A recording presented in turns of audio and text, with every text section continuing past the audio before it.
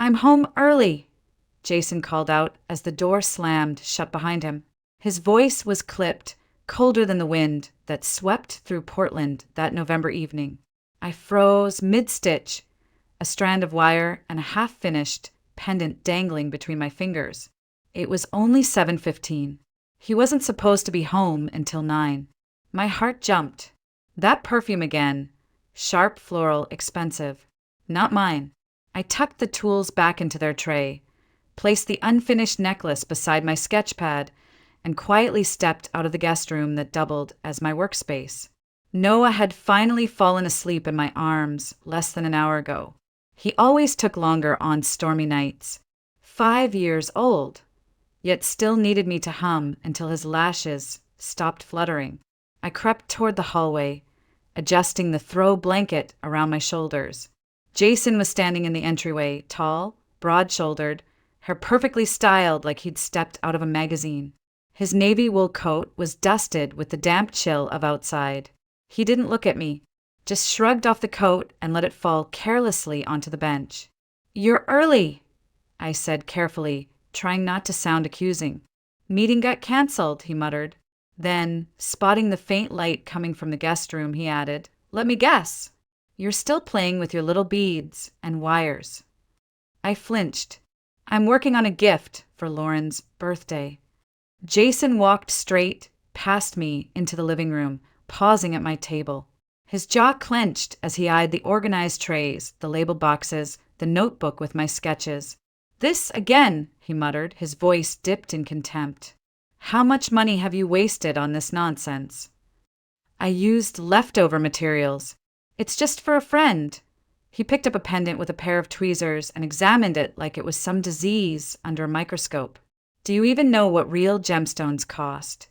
This looks like something a kid would glue together in art class." I took a deep breath. "It's not about the materials. It's the design. The meaning behind. Oh my God, Lauren!" he snapped, dropping the piece back onto the table. "Every time I walk into this house, it's like being swallowed by a kindergarten craft room. Beads on the floor, chicken casserole in the oven, toys everywhere. You used to be interesting." That stung deeper than I expected. I folded my arms across my chest, holding myself together. "I work a full shift at the store. I take care of Noah, and I use the evenings to do something that makes me feel alive. I'm doing my best, Jason." He turned to face me, his eyes sharp. "Your best? You're a cashier at a bead shop, Lauren. That's not a career. That's a cry for help. Meanwhile, I'm breaking my back every day to provide for this house while you waste time stringing fake pearls like it's therapy. I never asked for a mansion. I just want peace. A roof, our son, and a little time to breathe." Jason laughed, bitter and low. "Peace? That's rich. You think this," he gestured around the room, "is peace? This is suffocation. I walk in and all I see is you in your stretched out sweatpants, no makeup, hair tied up like some frazzled PTA mom. And I wonder, how the hell did I end up here?" I stood still, the weight of his words crashing over me. "We have a child, Jason. We're a family." "No, we're a prison sentence with a bedtime routine," he hissed. "You used to be fun. You used to be sexy. Now all you care about is sleep schedules and discount groceries. And don't even get me started on Noah's daycare. God knows what kind of germs he brings home from those runny-nosed kids." "We can't afford private preschool," I whispered. "You know that." "I make good money," he shot back. "But we're still broke because everything goes into diapers and casseroles and your stupid wire hobby." "Jason, please," I said, my voice barely above a breath. "Don't talk about our son like he's an expense." He walked past me into the kitchen, opened the fridge, slammed it shut. "Nothing good again. I'll eat in the city."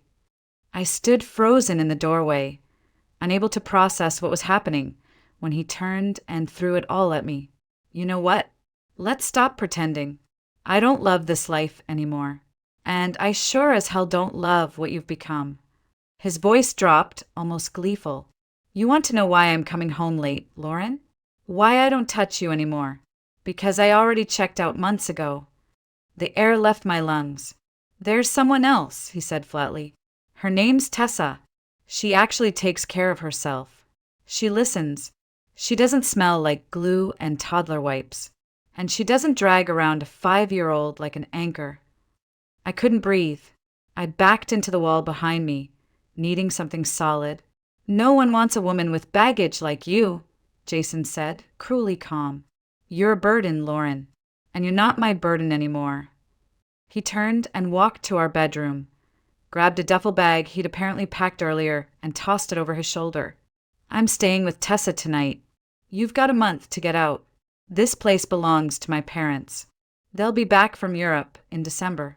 They want you gone before then." He walked to the door, paused, and looked over his shoulder. "And don't even think about dragging me to court. You won't get anything. I'll give you the minimum." He was gone before I could say another word. The door slammed behind him like the lid on a coffin, and I stood there in the living room, my arms wrapped around myself, staring at my work table, now feeling like a crime scene. Somewhere down the hall, Noah stirred in his sleep, murmuring softly, sensing the shift in the air. I didn't cry. I couldn't. My hands were trembling too hard, my jaw too clenched. I walked over to the work table and slowly began to pick up the scattered beads he'd knocked to the floor. One by one. Silver, blue, pearl. He said no one would want me, that I was just a cashier with a kid and a hobby. Maybe he was right. But as I clutched the wire-wrapped pendant I hadn't finished, something inside me refused to shatter completely. I looked toward the hallway, where Noah slept peacefully, unaware that everything had changed. Maybe I was broken, but I wasn't done. The morning after Jason left, I woke up on the couch, still wearing yesterday's clothes. My back ached. My mouth was dry. For a moment, I didn't remember why the house was so quiet, until I sat up and saw the empty space where his coat usually hung. The suitcase he'd packed was gone. The door was still locked, but the cold draft near the threshold told me it had been opened in the middle of the night. I hadn't imagined it. He was gone. I walked to the kitchen, made a pot of coffee with shaking hands, and sat at the dining table, staring at nothing. My eyes drifted to the floor. Beads were still scattered near the wall. Tiny pieces of a life I had built in stolen hours after bedtime. I didn't have the strength to pick them up yet. Noah padded into the kitchen in his pajamas, holding his stuffed rabbit by one ear. "Mommy, where's Daddy?" I swallowed. He had to leave early for work, baby. Noah looked unconvinced, but he didn't press. I poured him a bowl of cereal and kissed the top of his head, trying to hide the tremor in my hands. Jason had forgotten his phone. It was lying face down on the console table by the front door. I wasn't looking for anything. I just wanted to plug it in before it died.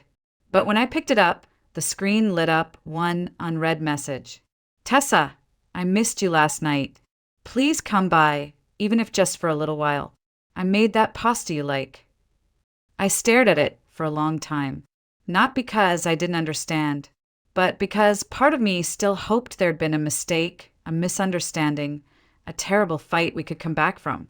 There wasn't. That night, I waited for him. I don't know why.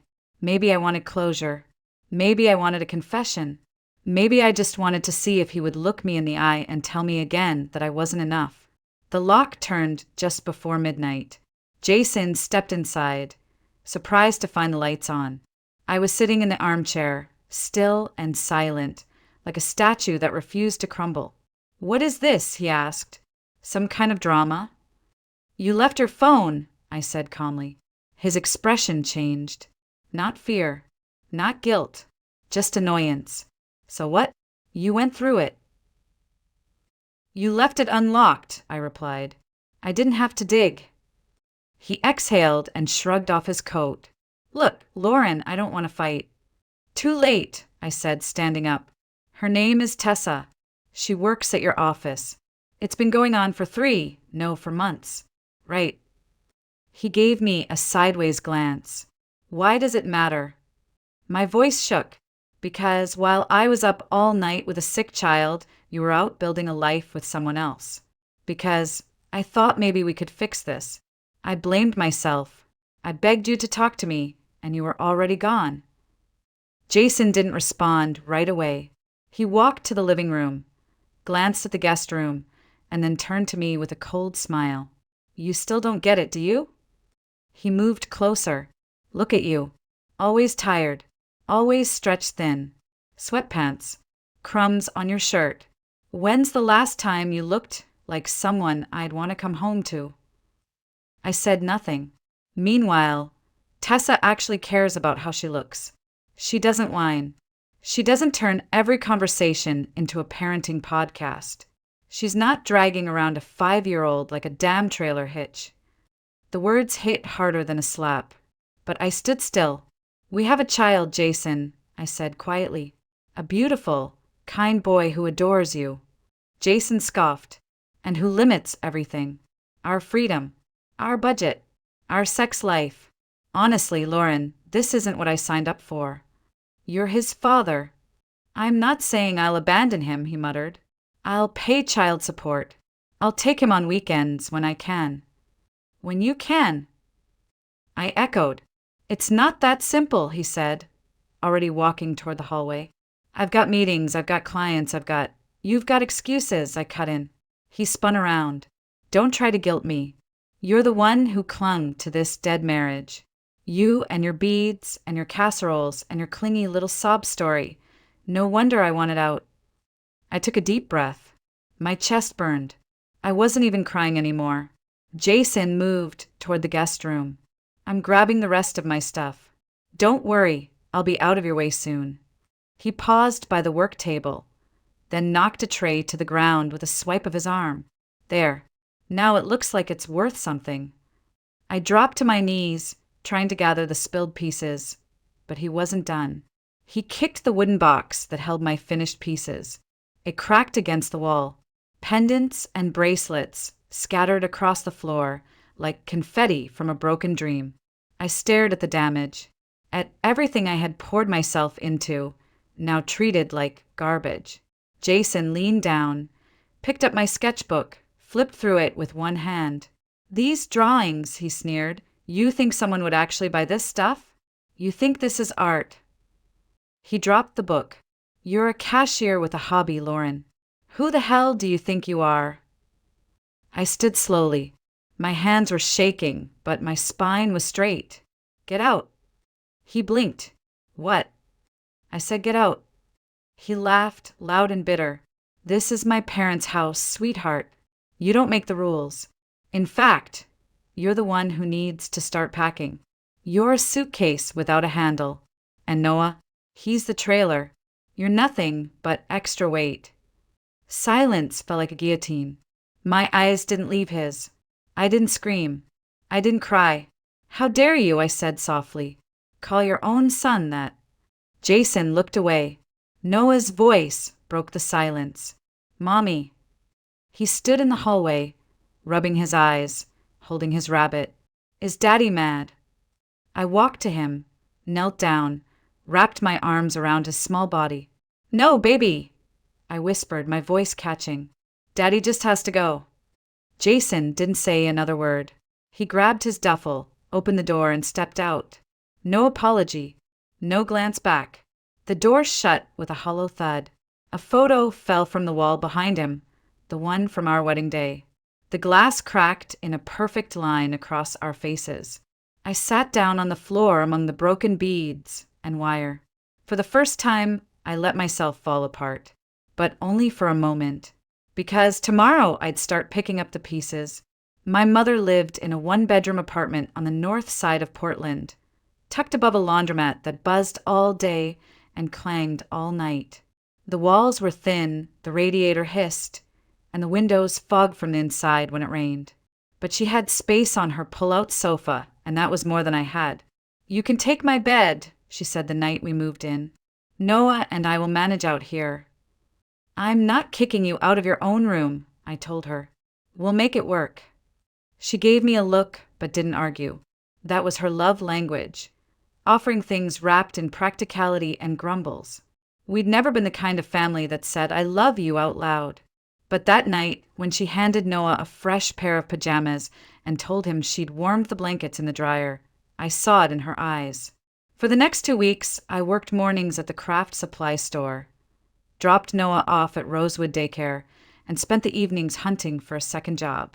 Cashier, waitress, janitorial, anything that paid. The problem wasn't experience, it was availability. No one wanted to hire a single mom who could only work after 6 p.m. At night, when Noah was asleep and my mother was watching game shows in the living room, I would sit on the floor beside my plastic craft box and try to create something that didn't look like desperation. One Thursday afternoon, my coworker Lauren Fields leaned across the register and said, "Hey, what are you doing this weekend?" I blinked. "Surviving."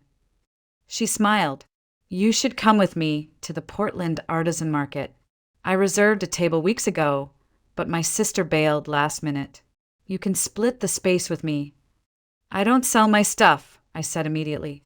"You make beautiful things, Lauren." "They're just gifts. For birthdays. For fun." She tilted her head. "Fun is good, but you need rent money, right?" That hit harder than I thought it would. "I don't know if anyone would buy it," I mumbled. "You won't know unless you try." That night, I stayed up late digging through my boxes. I didn't have inventory, just a few bracelets, a handful of pendants, some wire-wrapped earrings that hadn't been destroyed in the wreckage of Jason's tantrum. I wiped each piece clean, labeled them with handwritten tags, and packed them into a shoebox. My mother watched silently from the doorway. "You're doing this?" "I'm going to try." She crossed her arms. "You'd have better luck applying to that new supermarket downtown. They're hiring night shift stalkers." "I need this," I said simply.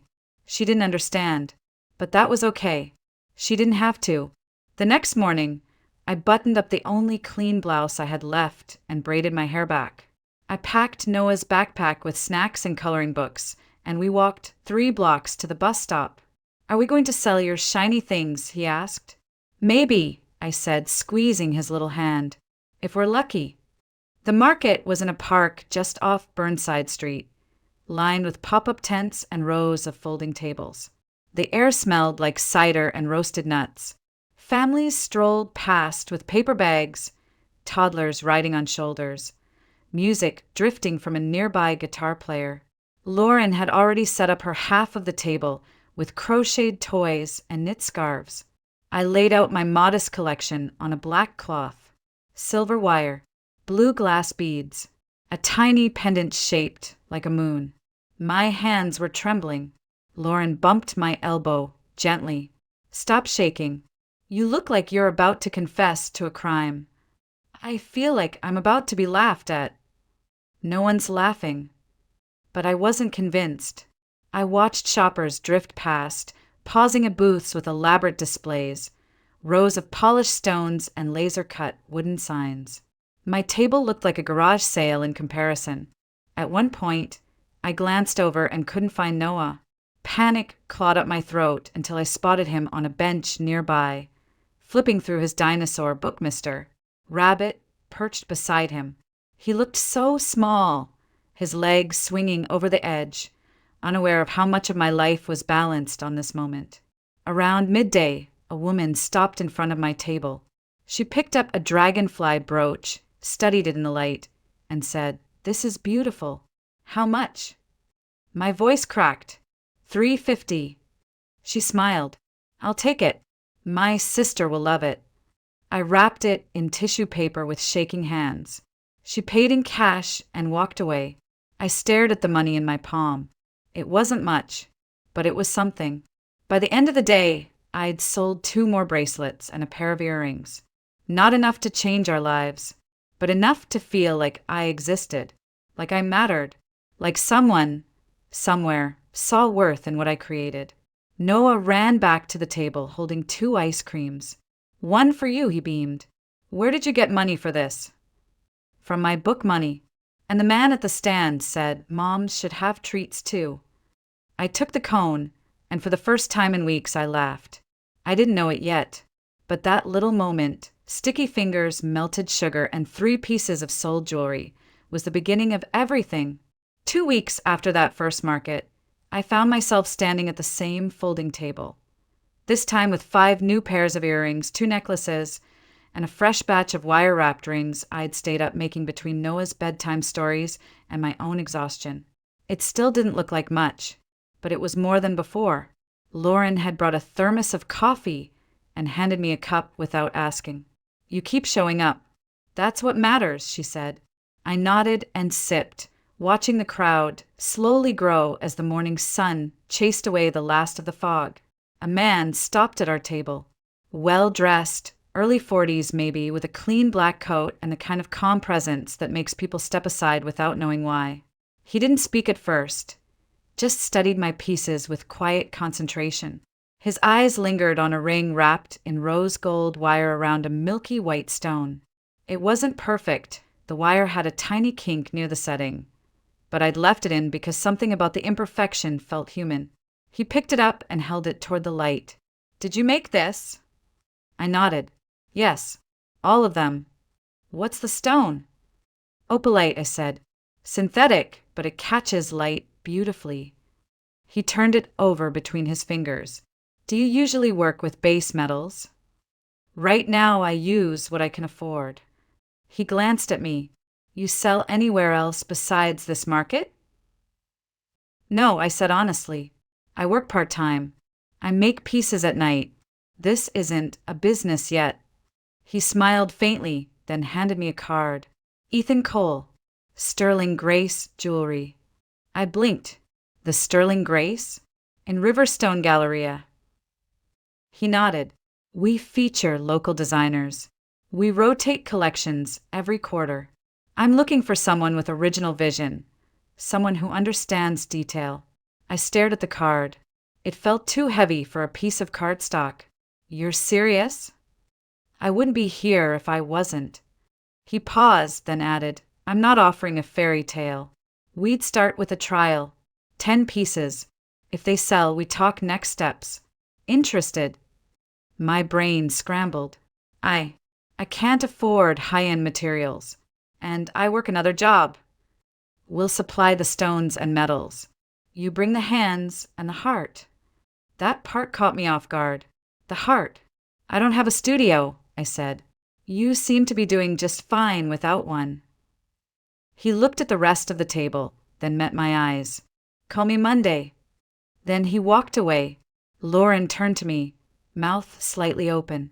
"Did that just happen?" I stared at the card in my hand. "I think it did." When Monday came, I called. My voice shook when I asked for Mr. Cole, but his assistant was kind, and within 2 days I found myself standing inside Sterling Grace. Walls of glass, marble counters, light bouncing off crystals like stars trapped in stone.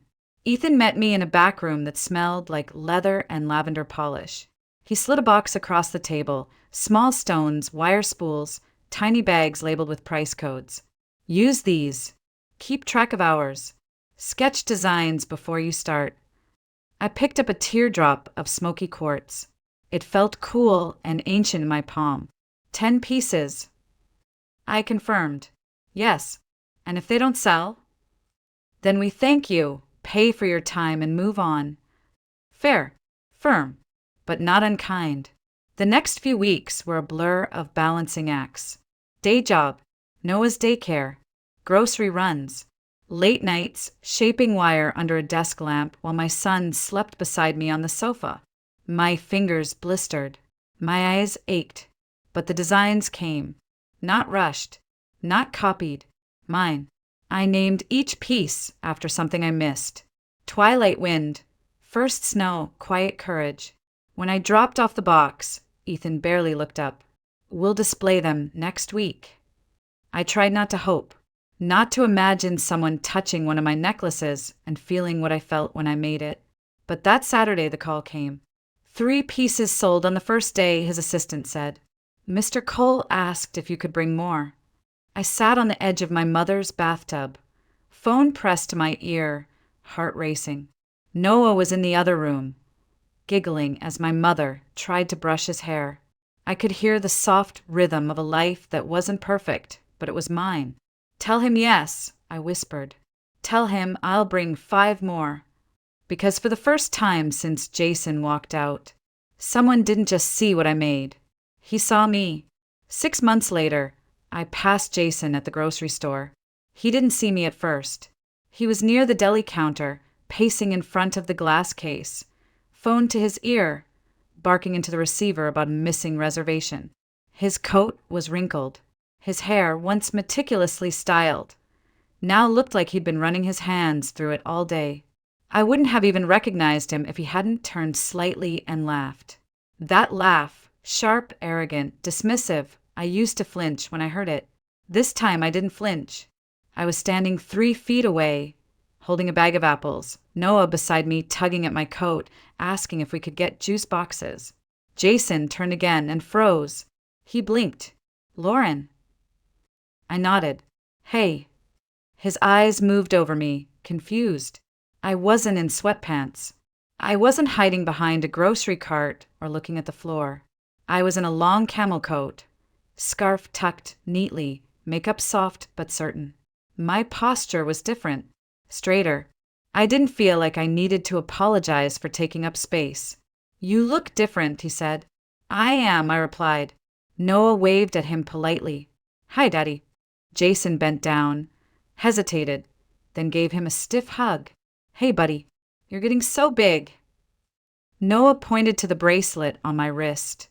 Gold wire, single lapis stone. Mommy made that. Jason looked at it, then at me again. You're still doing the bead thing.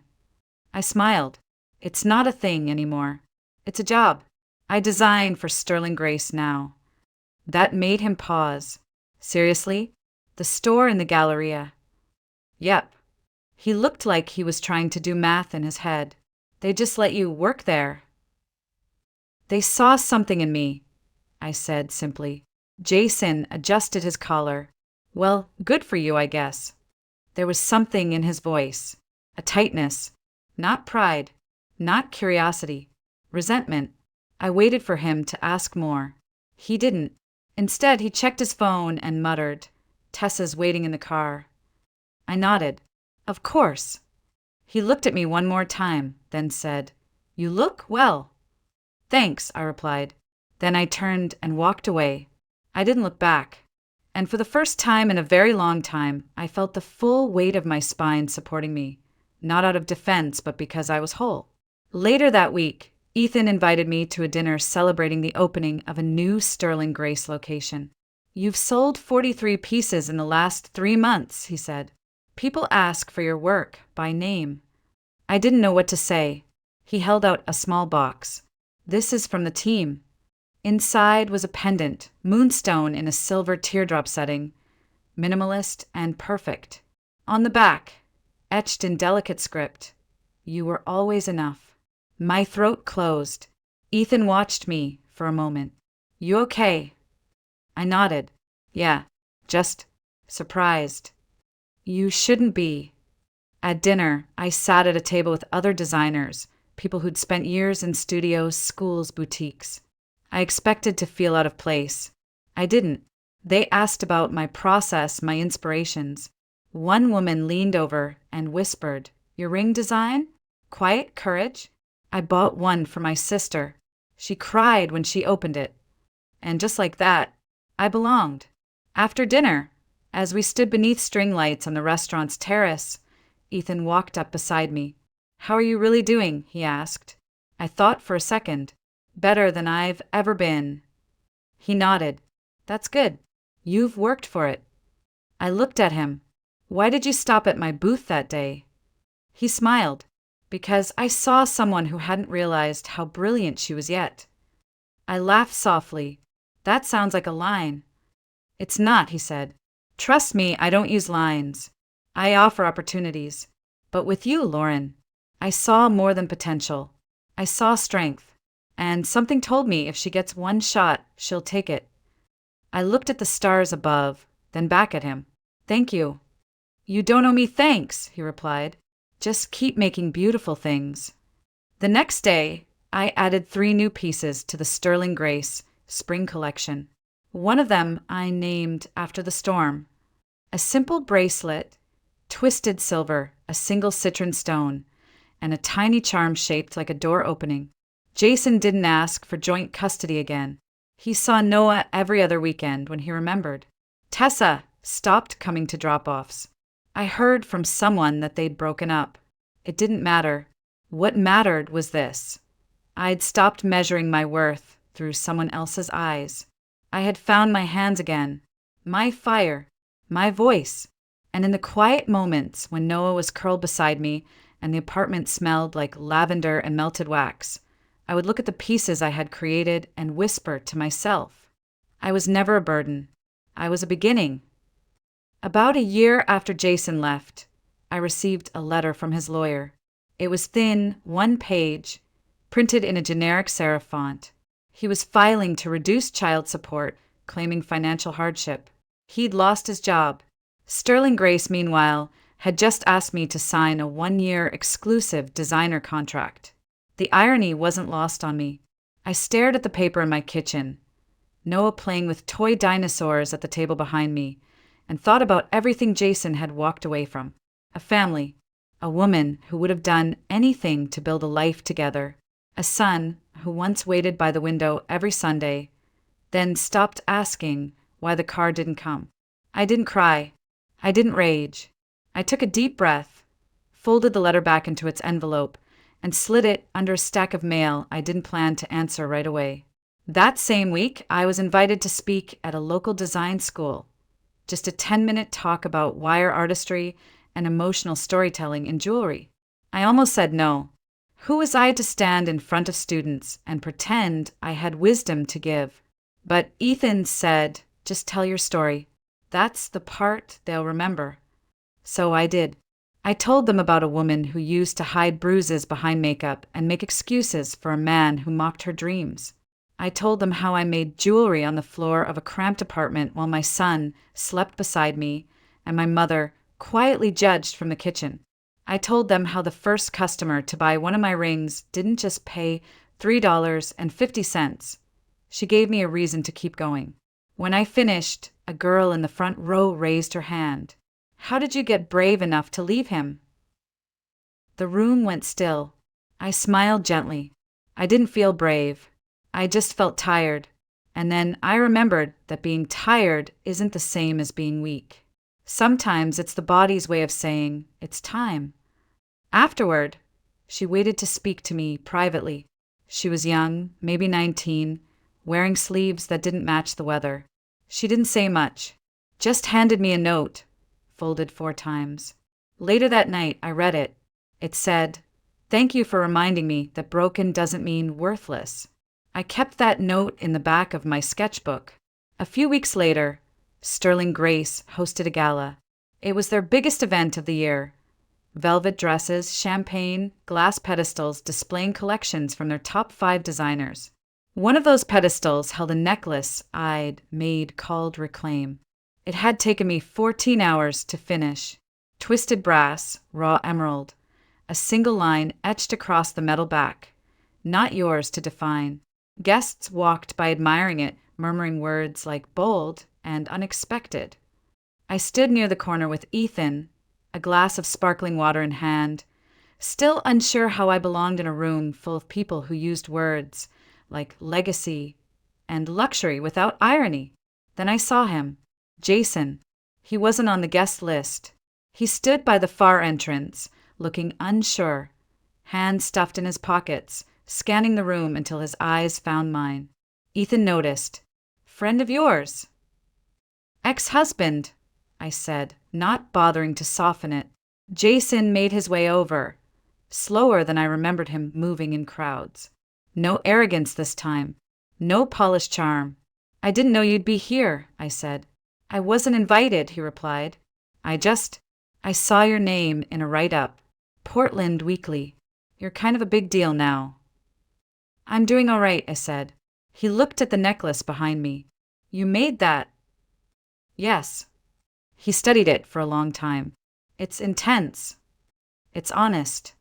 He nodded, but I could tell he didn't understand it. "Not really." "You look different," he said again. "Like someone else." I smiled. "No, Jason." I just stopped being who you told me I was. He looked down, quiet for a moment. I messed up. You did. I know what you thought, I cut in. That I'd break.